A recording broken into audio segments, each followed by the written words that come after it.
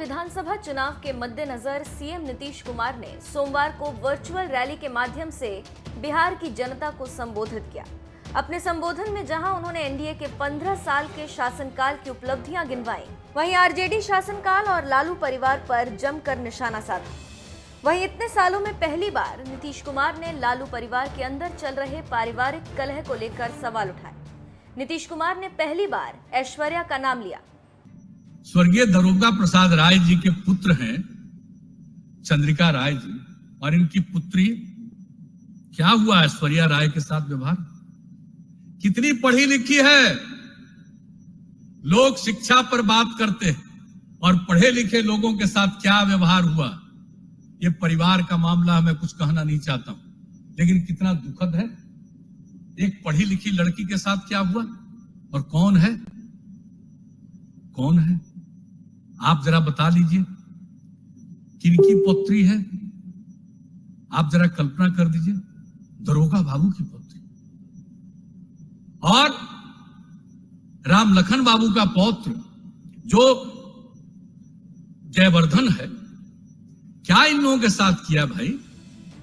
इतना ही नहीं, लालू यादव के 15 साल के शासन पर भी नीतीश कुमार ने सवाल उठाया और कार्यकर्ताओं को कहा कि जनता के बीच जाएं और लालू यादव के 15 साल बनाम नीतीश कुमार के 15 साल के बारे में बताएं। क्या हुआ है, जब से काम करने का मौका मिला है, अब आते हैं हम अब अन्य बातों पर। ये दो जो अभी के लिए है, एक विशेष आपदा की स्थिति, उस पर हमने चर्चा कर दी। अब इसके बाद क्या है भाई, क्या स्थिति थी? पति पत्नी राज 15 साल, और उसके बाद मौका हम लोगों को मिला, तो क्या था पहले और क्या है आज?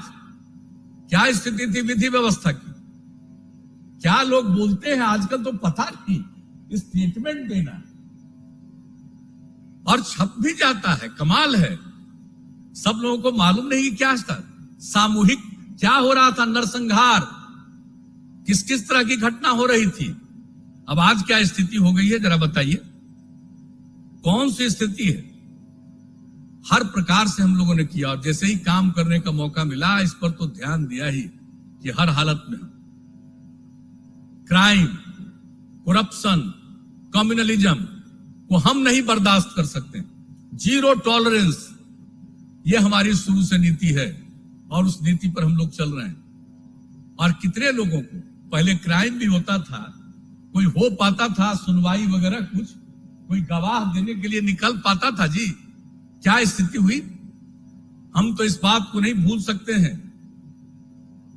माननीय उच्च न्यायालय के मुख्य न्यायाधीश से लेकर के अन्य लोगों ने मिलकर के और राज्य सरकार के बीच में जो चर्चा हुई, जिसमें जो क्राइम और इन सब चीजों से रिलेटेड मामला या करप्शन से रिलेटेड मामला से संबंधित मामला था, उस पर कितना तेजी से ट्रायल चलाने का सब सिलसिला शुरू हुआ।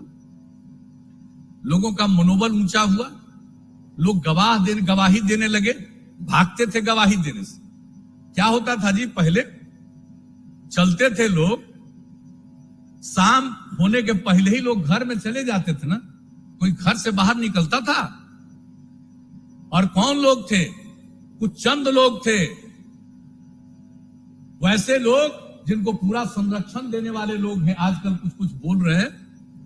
कैसे चलते थे? कोई गाड़ी पर चलते थे तो बाहर में राइफल और बंदूक को दिखाते हुए निकल के चलते थे। आजकल वही चीज है जी, भूल गए क्या था?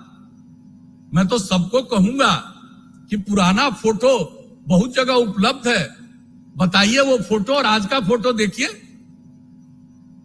आजकल तो एक एक चीज चल रहा है। सोशल मीडिया का तो दो हिस्सा, एक सही मायने में पॉजिटिव होता है, सब चीज को जानकारी, एक एक चीज की सुविधा, और दूसरी तरफ इसका दुरुपयोग। बहुत लोग दुरुपयोग करते रहते, ऐसे ऐसे लोग एक एक अपना बहाल करके रखे रहते हैं, जो कुछ से कुछ लिखता है, अंदर है और ट्वीट करते हैं जी। कोई ना कोई बहाले ना है तो लिखते रहता है, यही सब ना होता रहता है।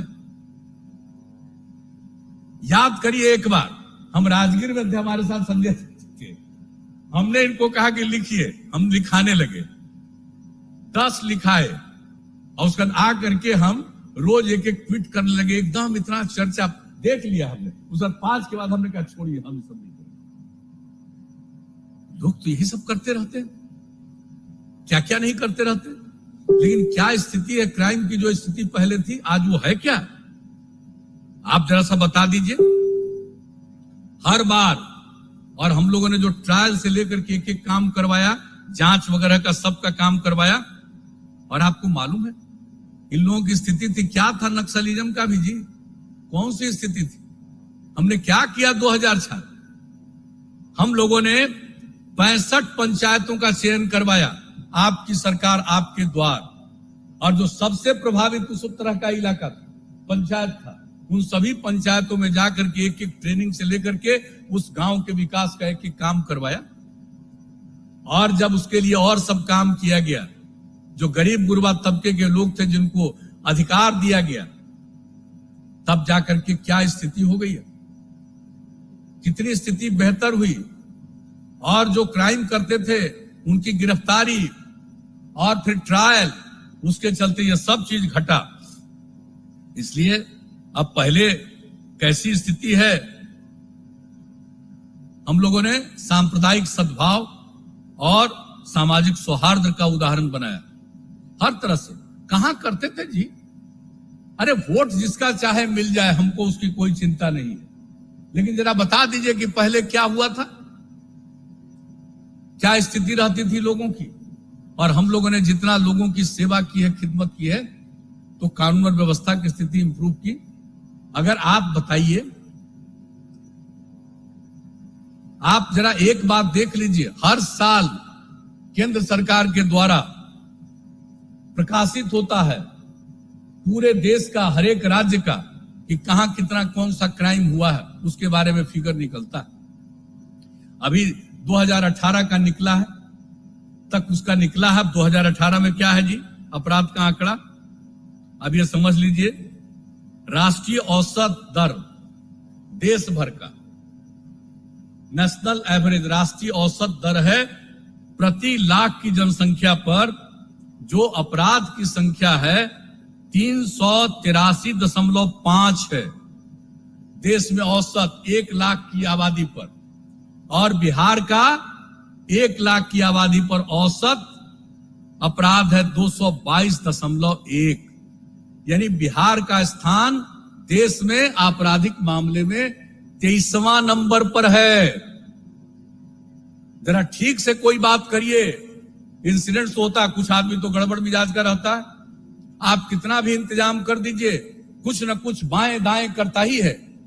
और सबसे ज्यादा हम लोगों ने तो प्रारंभ से ही किया है, जनता के दरबार में मुख्यमंत्री, जब उसमें लोग अपराध से लेकर के राजस्व के मामले को लेकर एक सोमवार को मिलते थे, सबसे बड़ी संख्या में लोग आते थे।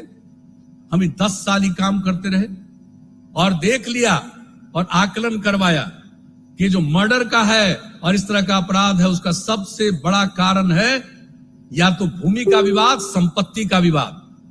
60% के करीब ये घटनाएं उसके चलते घटती, और उसके लिए हम लोगों ने जो उसके सुधार के लिए काम किया, नया सर्वे कराने का, सर्वे सेटलमेंट के लिए, और अभी की जो जितनी स्थिति हुई है